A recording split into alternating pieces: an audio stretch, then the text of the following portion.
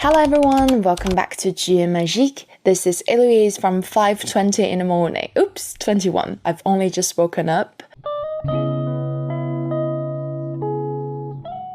Today, I will take you through an article that I saw a few weeks back on The Economist's May the 1st edition. It is entitled Fishy Statistics. Norway shows the scale of salmon farmers' Brexit problems.In this video, I'm going to read all sentences and focus on the words and expressions, background information, and logic that they contain. In the end, I will summarize the report.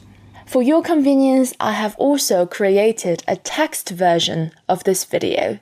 You can send 114 to 句言 Magique, my WeChat official platform, where I share my life as well as my language learning tips to get this text version.Right, let's get into it. Britain's salmon farmers are not having a good year. Pandemic-related restaurant closures have hit the industry hard.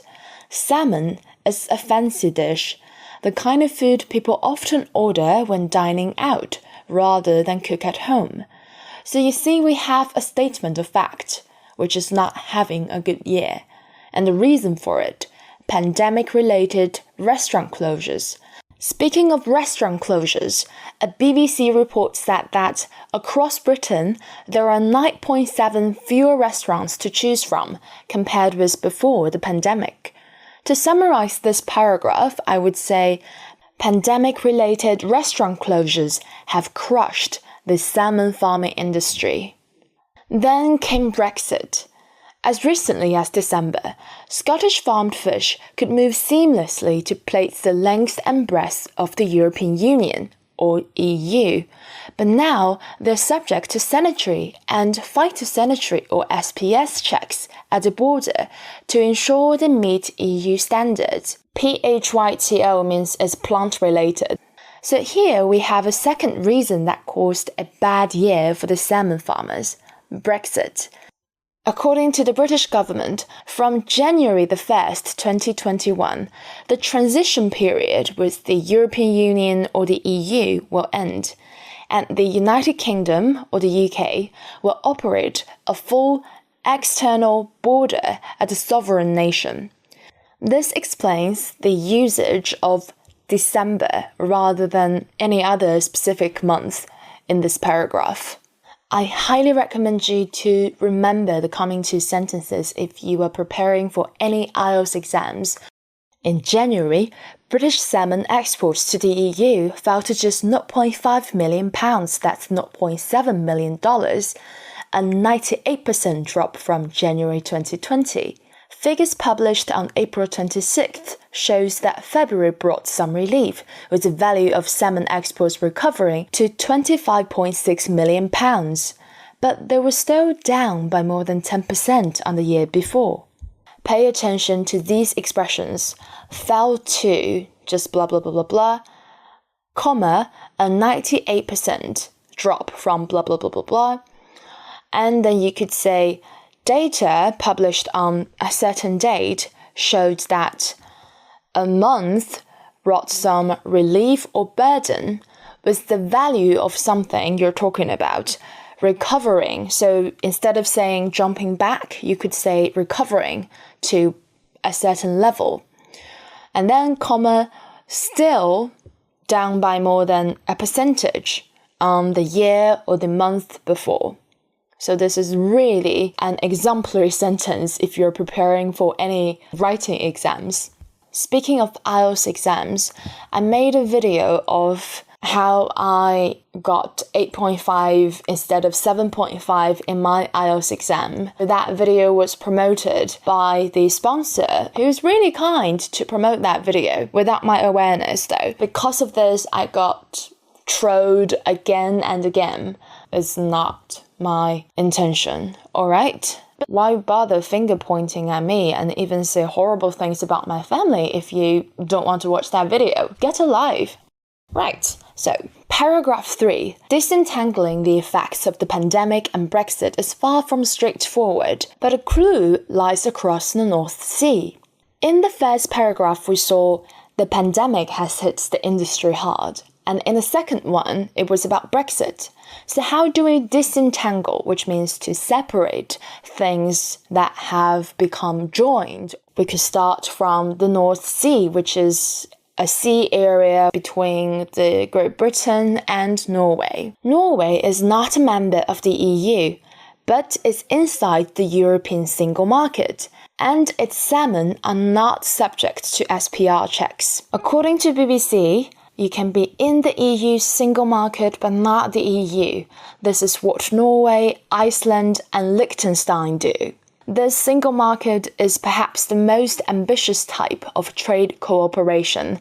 That's because, as well as eliminating tariffs, quotas, or taxes on trade, it also includes the free movement of goods, services, capital, and people. That explains why Norway's salmon are not subject to SPS checks. Speaking of SPS checks, let's take France as an example. You can see this government file that SPS checks are complicated and is done in several different steps. There are just too many, so we can see it adds on the burden and cost of exports. The Norwegians take their salmon exports seriously, publishing weekly export data, pay attention to exports with an S and export without an S. When the value of British exports fell by 98% in January, Norway's were down by just 23%. That's a drastic difference. In February, the value of Norwegian exports fell by just 5% year on year, half the drop experienced in Britain. So as you can see, the value of Norwegian salmon exports always stays higher than those of Britain, partly because of the fact that Norway doesn't have to go through SPS checks in terms of its salmon exports. January's catastrophic fall in salmon exports reflected the difficulties of moving from a seamless border to a much knottier one. So seamless here means happening without any sudden changes, interruption, or difficulty. Here it could just refer to SPS checks, tariffs, etc. And knotty means a much complicated one, because you could tie things up with a knot.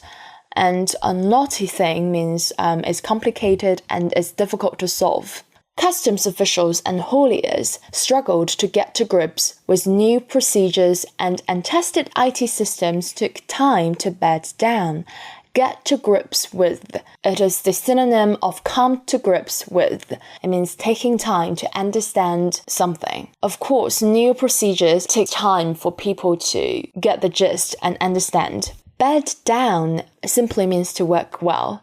For example, yesterday, Chelsea has won the Champions League final, and my friend told me that he's surprised that the winning has come right after they have reorganized the team. So I asked him if I could say, so the new team beds down, or new members beds down. He said, yeah, sort of. Exporters complain that different EU states are applying the rules with varying degrees of stringency. Stringency means how strict you are with the rules, further complicating the task of complying. A bit of personal experience with varying degrees of stringency. When I was traveling with Olivia and Zephyr from France to Switzerland and Germany, we didn't take our passport. Yes, we didn't take our passport. Long story short, we didn't encounter any problems with the customs officials apart from the Germans. So yeah, I guess the Germans are very stringent with rules. And complying means to act according to an order, set of rules, or request. Those teething problems have begun to ease, but there is still structural friction. So teething problems means short-term problems that occur in the early stages of the new project. And friction means some disagreement or unfriendliness caused by people having different opinions. The new checks add cost and bureaucracy, discouraging customers from buying produce they can get elsewhere.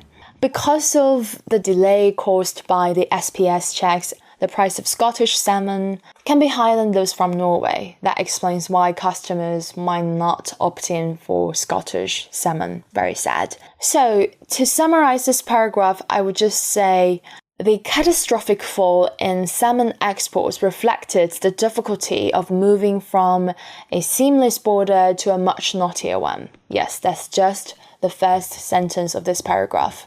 Final paragraph. Yes, we're almost there. Now it's over 6 o'clock. That helps explain the contrasting fortunes of salmon and whiskey. Britain's whiskey exports to the EU rose by 9.3% year-on-year in February. Well, Britain is quite famous for its whiskey. Scottish distilleries have much stronger brands than Scottish fish farms. Have much stronger brands means the brands are more famous. By the way, distilleries means a factory that produces strong alcoholic drinks by distilling. A product that rises in value with age is less vulnerable to short delays than one that must be fresh out of the sea. Let's take Mao Tai and salmon as an example. Giving 10 days time delay, the Mao Tai would be higher in value, yet the salmon would just be thrown into the bin because it's been 10 days and it's not fresh, no one's going to eat it. Norwegian salmon is a perfectly good substitute for the Scottish variety because the Norwegian salmon are cheaper than Scottish salmon. Scandinavian whiskey, less so. That's because whiskey from Scandinavian islands, not many people have known their brands. So this tells us you have to be irreplaceable to survive under changing conditions. Right, to summarize this article, pandemic-related restaurant closures and Brexit have hit the salmon farming industry hard. Yet Norway shows the scale of British salmon farmers' Brexit problems. Comparing to Britain, Norway is in the EU single market, thus its salmon exports don't face the same SPS checks, which explains the rise in values of salmon exports of Norway. Right, so that's for today's video. I haven't made these kind of videos for a long time, so it took me quite long to finish this video. I hope you will enjoy this video and I hope you learn something. I'll see you next time. By the way, you can watch the subtitle-free version on my WeChat official platform. Alright, bye! I'll see you next time and happy the last day of May. Bye!